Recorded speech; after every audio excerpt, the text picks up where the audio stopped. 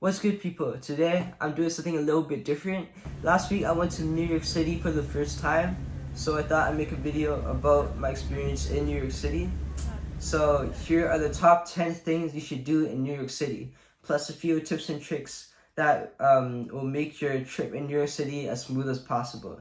And I'm ranking these activities based on my experience doing them and how fun or memorable I thought they were. So let's get started.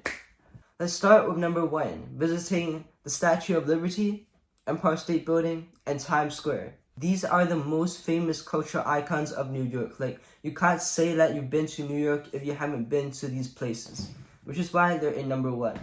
To get a good view of the Statue of Liberty, there are a couple of options, including taking the ferry to Liberty Island to see it up close. But the one that we took, and the one that also is free, is the Staten Island Ferry. You might have seen this ferry in Spider-Man Homecoming, but anyways, a big tip that I can give you is that although it's free, there's always a huge crowd lining up to get the best spot to see the Statue of Liberty, so you should plan on getting there as early as you can to line up for the Staten Island Ferry. Although we did arrive there like 3 minutes before the gates open and still got a good view of the statue, but point is, just arrive earlier so you can avoid the crowd. Also, when you get on the Staten Island Ferry, go on the right side, as that is the side that you'll see the Statue of Liberty as it's going to Staten Island. If you went on the left side, you wouldn't see the Statue of Liberty. Secondly, if you go to NYC, you have to see Times Square at least once.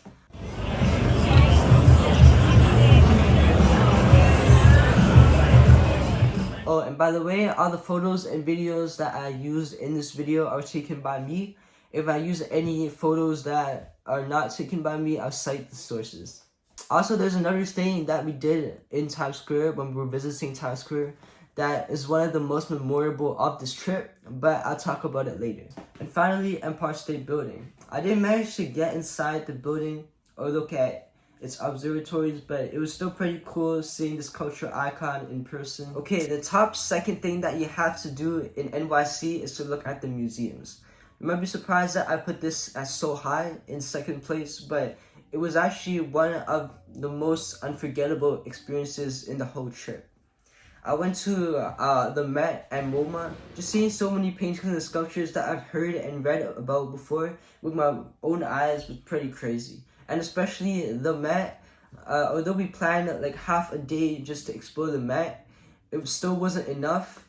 And we didn't even manage to walk the whole museum before the museum closed. So if you go to the Met, you gotta plan at least like a whole day to properly appreciate and experience the Metropolitan Museum of Art. These museums are actually really close to the famous Central Park in NYC. So as you're exploring these museums, you can also take a walk through Central Park, which is what we did.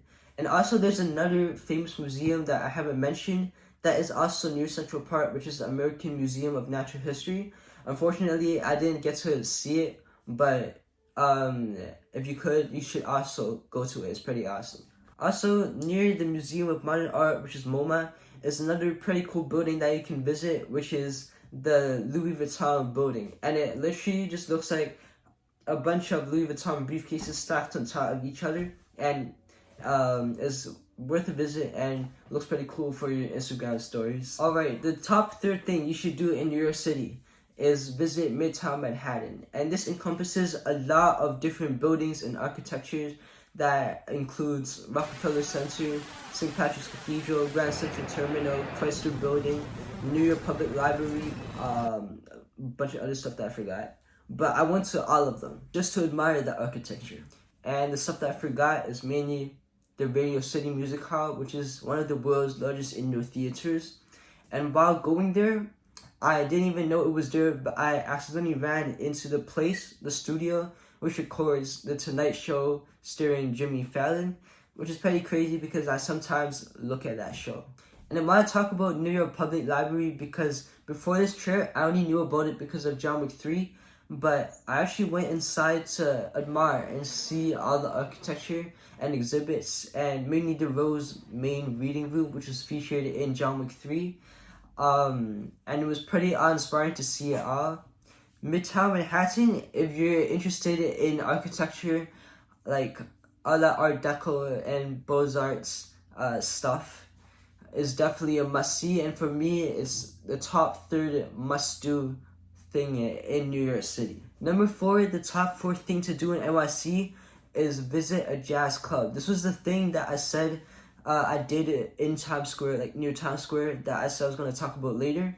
I actually went to the Birdland Jazz Club. Me and my family bought tickets for the Oscar Peterson trio at Birdland, which was celebrating the famous composer and pianist Oscar Peterson's 100th birthday.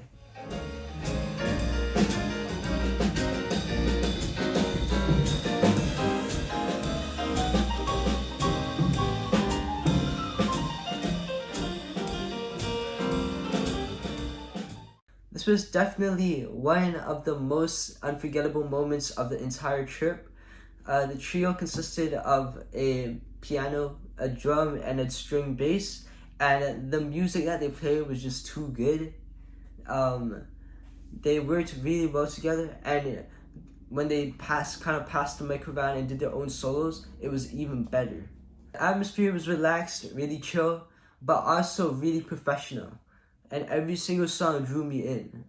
Like going in a jazz club might not be as much of a notable experience as it was for me.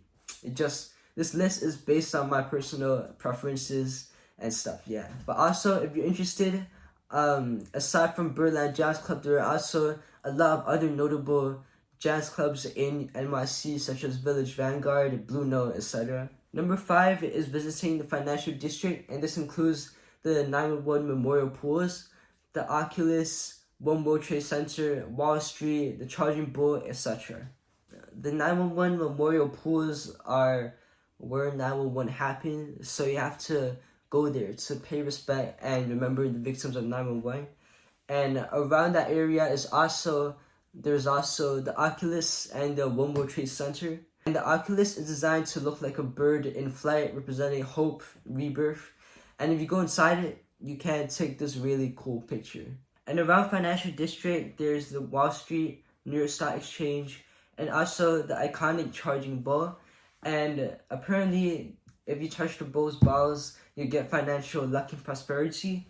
But just a heads up that the line was really long to touch the bull's balls. So like, if you want to do that, you have to wait a lot of time. So we just took a picture of the head of the bull. Also, while we were waiting in line, there was this random dude who pulled out a giant snake that was like, it was alive in banana yellow, and it was like giant, and he started calling people up from the crowd and trying to get them to touch the snake, and like, it was kind of weird. I'm just glad he didn't call me though. Number 6 is Dumbo, which stands for Down Under the Manhattan Bridge Overpass, and it's a little neighborhood in the East River, and it's worth going to just for these views. To get to Dumbo from NYC, you can use different ways, like taking the subway, but we took the ferry because it was cheaper. And to use the ferry to get to Dumbo, you just go to the NYC ferry terminal at Wall Street Pier 11 and take the East River route, and it'll take you to Dumbo. Once you get to Dumbo, you can get this iconic view of Manhattan Bridge at the intersection of Washington Street and Water Street. Basically the whole Washington Street, you can get this view, but it's the intersection between Washington Street and Water Street that's the most famous. Then you can explore Brooklyn Bridge Park, James Carousel, and Time Out Market, which is what we did. And then you can walk back to NYC via the Brooklyn Bridge. And I really recommend going at sunset for this view. And seeing the Brooklyn Bridge surrounded by this orangey glow just elevates it a whole level.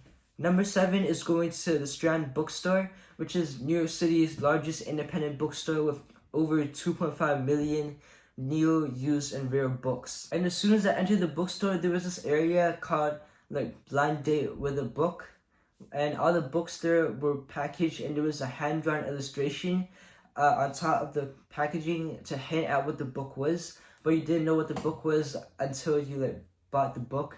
So I thought that was pretty cool, so I bought one for myself. It says, "Make a deal with the devil, ruin your life." And when I opened it, it turned out to be this book, The Sorrows of Satan. I've never heard about it, but I started reading it and it's pretty cool. I might, like, when I finish reading it, talk about it in like another video. I actually really like this illustration and I couldn't throw it away, so I put another book inside here and I just like keep it on my shelf, I guess. It's over here. Anyways, on to number 8, which is NYC food. I tried authentic New York style pizza, tried the sandwiches at Cat's Delicacy, and also delicious desserts at different restaurants. Although I'm not really that much of a food guy, so I didn't try a lot of NYC food. Number 9 is Little Italy, Chinatown, and Soho. These are like cultural hubs of Italy and China inside New York City, and they're definitely worth a visit, especially to explore culture and food. They're also really close to each other, so you can explore Chinatown and then Little Italy and then Soho, like not particularly in that order, but they're just really close together. And also, another tourist attraction that's close to this area is the original Ghostbusters headquarters in the Ghostbuster films. We didn't go there, but if you're a fan of Ghostbusters movies, definitely go there and like take a look at it. Finally, the top 10th thing to do in NYC, which is to see the Vessel, the High Line, and Chelsea Market. The Vessel was completed in 2019, and it's this unique like honeycomb like building, and it's definitely a must-see for architecture enthusiasts. You can also go inside it and explore inside it to see like different views of Hudson Yards and New York City. I didn't get to do that, but if I had the chance to, I definitely would.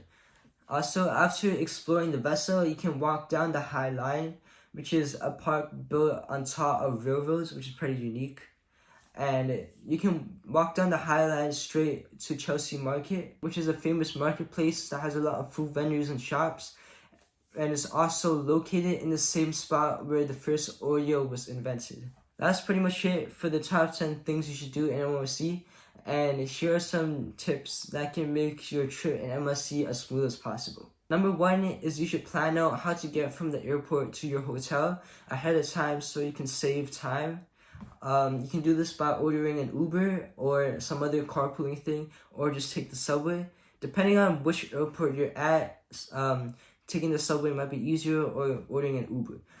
My airport was at the Newark Liberty Airport, and my hotel was at the Times Square area. So if that applies to you, then you should just take the air train from the airport, which is free, and then ride it until you arrive at NJ Transit, and then you can go to the Northeast Corridor, the NEC, and then straight to Penn Station. And then from there, you can just walk to your hotel. And number 2 is bring an umbrella or some type of rain gear, because the weather in New York City can be a little unpredictable. When we arrived in New York City on the first day, when we went to have dinner, the sky was looking alright, but then when we came out, it was actually a whole thunderstorm. The only thing that you have to be aware of in NYC is that because there's so many tourists, there's also a lot of scams, and these could be in the form of fake monks trying to sell you bracelets, or people in costumes trying to get you to take pictures of them,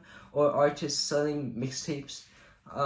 Basically, just the thing that we did and the thing that is the best is just don't talk to them. Like maybe like if they offer you something, just shake your head, but like don't like try to engage in conversation with them. Just like walk away from them and just take your picture and get going. Otherwise, you'll probably end up losing money. Alright, that's the end of this video. I hope this video was useful, and I'll see you next time. Bye.